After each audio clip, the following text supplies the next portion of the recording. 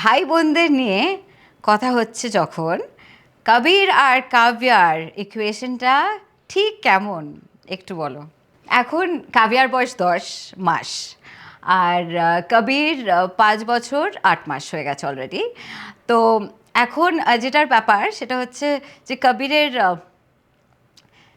না যেরকম একটা আহ, ভীষণ হয় না, দুষ্টু বিচ্ছু দাদা যেরকম হয় একেবারে, যে একদম বোনের পেছন পেছন লাগবে, একটু বোনকে একটু টিজ করে একটু বেশ মজা পাবে, সেরকম ফেসটা হচ্ছে কবিরের।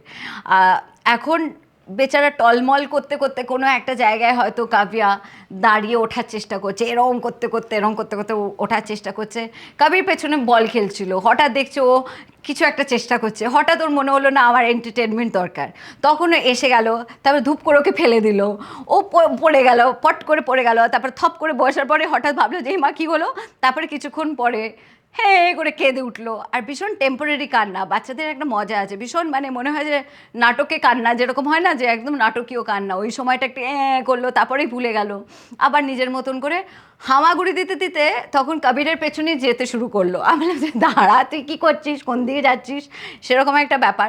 আমি তখন কবিরকে বকবো নাকি কাব্যাকে দেখবো আমি সেটা বুঝতে পারি না, কারণ যখন আমি কবিরকে বকার চেষ্টা করি তখন কাব্যা দেখি যে কোনো ম্যাটারই করে না। মানে I think this is the best thing about এই বয়সটা, কারণ তাদের না ইমিডিয়েট ফরগিভনেসটা আসে, ইমিডিয়েট, মানে ওরা ভাবে না, কেয়ার করে না, একটা মুহূর্ত গেছে তো গেছে, এরপরে তো আবার একসঙ্গে থাকতে হবে, সেরকম একটা ব্যাপার।